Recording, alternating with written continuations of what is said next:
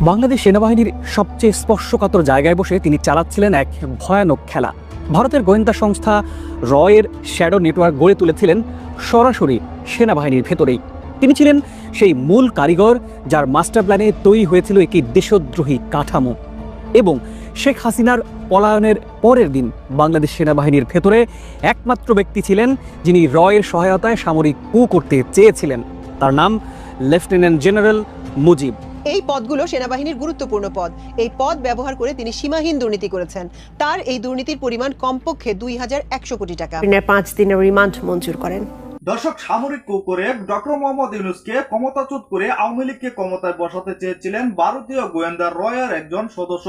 সেই জেনারেল মুজিব ইতিমধ্যে দেশ ছাড়া। তিনি কিভাবে পালিয়ে গিয়েছেন, এমনকি কিভাবে ডক্টর মোহাম্মদ ইউনূসকে ক্ষমতাচ্যুত করতে চেয়েছিলেন, এই সেনা সদস্য সহ ভারতীয় গোয়েন্দা এই ভিডিওতে সকল তথ্য দেখতে পারবেন।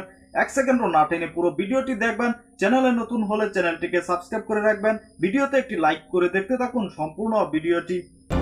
বাংলাদেশ সেনাবাহিনীর সবচেয়ে স্পর্শকাতর জায়গায় বসে তিনি চালাচ্ছিলেন এক ভয়ানক খেলা। ভারতের গোয়েন্দা সংস্থা রয়ের শ্যাডো নেটওয়ার্ক গড়ে তুলেছিলেন সরাসরি সেনাবাহিনীর ভেতরেই। তিনি ছিলেন সেই মূল কারিগর যার মাস্টার প্ল্যানে তৈরি হয়েছিল একটি দেশদ্রোহী কাঠামো। এবং শেখ হাসিনার পলায়নের পরের দিন বাংলাদেশ সেনাবাহিনীর ভেতরে একমাত্র ব্যক্তি ছিলেন যিনি রয়ের সহায়তায় সামরিক কূ করতে চেয়েছিলেন। তার নাম লেফটেন্যান্ট জেনারেল মুজিব।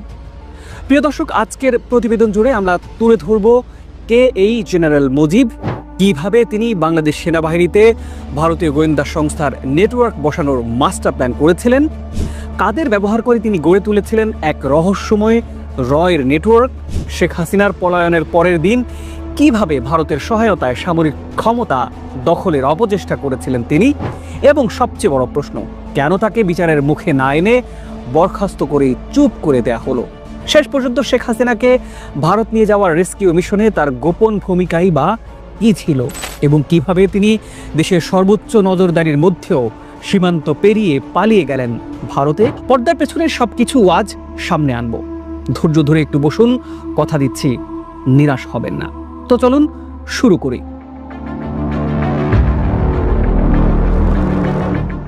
আমরা শুরুতেই জেনে নেই কে এই জেনারেল মুজিব। হাসিনার খুব বিশ্বস্ত এবং আস্থাভাজন সেনা কর্মকর্তা ছিলেন lieutenant general Mujibur Rahman. Arm forces এবং পুলিশের মধ্যে অনুপ্রবেশের ক্ষেত্রে তিনি এবং জেনারেল তারেক সিদ্দিক ঘনিষ্ঠভাবে জড়িত। জেনারেল মুজিব বাংলাদেশে রয়ের কোঅর্ডিনেটর হিসেবে চিহ্নিত হয়েছেন। বিমান বাহিনীতে রয়ের শ্যাডো রিক্রুটার হিসেবে কাজ করা স্কোয়াড্রন লিডার আবদুল্লাহ ইবনে আলতাফ গ্রেপ্তার হওয়ার পর সামগ্রিক তদন্তে বেরিয়ে আসে সামরিক বাহিনীতে রয়ের নেটওয়ার্ক ও জেনারেল মুজিবের সম্পর্ক। আওয়ামী লীগ ও শেখ হাসিনাকে টানা ক্ষমতায় রাখতে গিয়ে বাংলাদেশের নিরাপত্তা ব্যবস্থাকে হুমকির মধ্যে ফেলে দেন জেনারেল মুজিব ও তার নেটওয়ার্কের সদস্যরা। মুজিবের সহযোগিতায় বিভিন্ন বাহিনীতে রয়টি অবস্থান করে নিয়েছিল। এমনকি আমাদের স্বাধীনতা সার্বভৌমত্বের প্রতীক দেশপ্রেমিক সশস্ত্র বাহিনীকেও দুর্বল করে দেওয়ার ষড়যন্ত্র বাস্তবায়নের অপচেষ্টা চালায় র।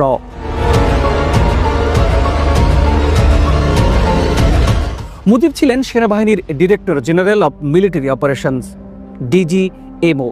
এই পদে বসে তিনি পেয়েছিলেন দেশের প্রতিটি ঘাঁটির অবস্থান, শক্তি আর দুর্বলতার অন্দরের খবর। তার হাতে ছিল সেনাবাহিনীর অপারেশনাল নিয়ন্ত্রণ। আর এই ক্ষমতা ব্যবহার করে তিনি গড়ে তোলেন এক ছায়া গোষ্ঠী যা সরাসরি কাজ করছিল ভারতের রয়ের হয়ে।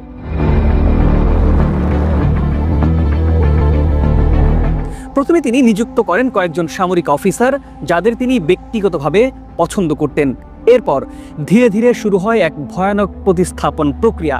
সেনাবাহিনীর কৌশলগত জায়গাগুলোতে বসানো হয় বিশ্বস্ত লোকজন। বিমান বাহিনী ও নৌবাহিনী থেকেও আনা হয় রয়ের ঘনিষ্ঠ অফিসার। তাদের একজন ছিলেন স্কোয়াড্রন লিডার আবদুল্লাহ ইবনে আলতাফ। তিনি সরাসরি রয়ের এজেন্ট হিসেবে ধরা পড়েন। স্কোয়াড্রন লিডার আবদুল্লাহ ইবনে আলতাফ একজন বিমান বাহিনী অফিসার যিনি রয়ের হয়ে কাজ করতেন। তার গ্রেপ্তারের পরেই ফাঁস হয়ে যায় জেনারেল মুজিবই ছিলেন বাংলাদেশে রয়ের অন্যতম সমন্বয়কারী। তিনি শুধু সেনাবাহিনী নয়, পুলিশ, র্যাব, এমনকি এসএসএফ এর প্রতিটি জায়গায় বসিয়েছিলেন রয়ের ছায়া নিয়োগ। বলা হয় সশস্ত্র বাহিনীকে দুর্বল করে ফেলার কাজ তিনি আগেই শুরু করেছিলেন।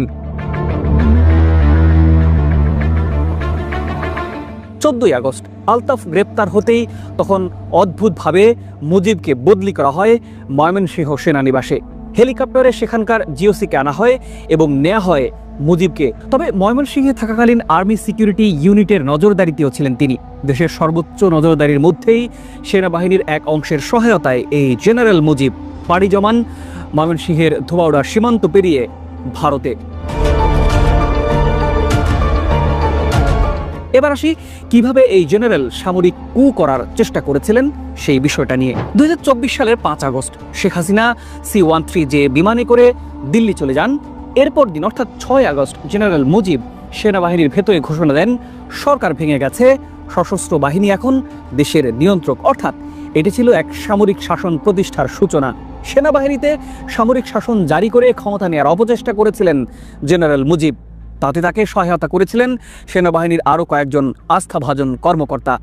ডিজিএফআই এর তৎকালীন ডিজি মেজর জেনারেল অবসরপ্রাপ্ত হামিদুল হক, এনএসআই এর ডিজি মোহাম্মদ হোসেন আল মোর্শেদ, মেজর জেনারেল বরখাস্ত জিয়াউল আহসান, লেফটেন্যান্ট জেনারেল অবসরপ্রাপ্ত আকবর হোসেন, লেফটেন্যান্ট জেনারেল অবসরপ্রাপ্ত তাবরেজ শামস চৌধুরী, লেফটেন্যান্ট জেনারেল অবসরপ্রাপ্ত মোহাম্মদ শাহিনুল হক ও লেফটেন্যান্ট জেনারেল অবসরপ্রাপ্ত সাইফুল আলম। তবে সেনাপ্রধান জেনারেল ওয়াকারুজ্জামান কঠোর পদক্ষেপ নিয়ে এই কু ব্যর্থ করে দেন। 6 আগস্টের সেই কু প্রচেষ্টার 36 দিনের মাথায় 12ই সেপ্টেম্বর মুজিবকে শুধু বরখাস্ত করে দেওয়া হয়। আইন অনুযায়ী এমন ঘটনা ঘটলে কোর্ট মার্শাল, তদন্ত কমিটি, এমনকি তাকে ডেচেটার ঘোষণা করার কথা ছিল, কিন্তু তার কিছুই করা হয়নি। কেন? এর উত্তর প্রিয় দর্শক আপনার হাতে ছেড়ে দিলাম। কমেন্টে মন্তব্য করে অবশ্যই জানাবেন। দর্শক, বাংলাদেশের সেনাবাহিনী, নৌবাহিনী, এমনকি বিমান বাহিনীর ভিতরে ভারতীয় রয়্যাল এজেন্ট রয়েছে। একের পর এক তথ্য বেরিয়ে আসছে। কিছুদিন আগে আপনারা দেখেছেন যে বাংলাদেশে বসে সেনাবাহিনীর ভিতরে রানিং চাকরি করে তারপর আওয়ামী লীগ নেতাদের প্রশিক্ষণ দিচ্ছিল শেখ হাসিনাকে ফিরিয়ে আনার জন্য, গেরিলা কায়দায় যুদ্ধে নামানোর জন্য আওয়ামী লীগ নেতা কর্মীদের। দর্শক, সেই মেজর সাদেক কিন্তু আটক হয়েছেন, তার স্ত্রী সহ। তার বিরুদ্ধে কিন্তু কঠিন ব্যবস্থা নেওয়া হয়েছে। তারপর দেখা গিয়েছে বিমান বাহিনীর ভিতরে ভারতীয় রয়্যাল এজেন্ট। এবার সেনাবাহিনীর শীর্ষ এক কর্মকর্তা ভারতের রয়্যাল এজেন্টের সাথে কাজ করে বাংলাদেশে একটি সামরিক কূ করে ডক্টর মোহাম্মদ ইউনূসকে ক্ষমতাচ্যুত করে আওয়ামী লীগকে পুনরায় ক্ষমতায় আনার জন্য গভীর ষড়যন্ত্র করছিলেন। দর্শক, এ বিষয়ে আপনাদের মূল্যবান মতামত অবশ্যই কমেন্টে জানাবেন এবং পরবর্তী আপডেট ভিডিওগুলো সবার আগে পেতে চ্যানেলটিকে এখনই সাবস্ক্রাইব করে রাখুন। আসসালামু আলাইকুম।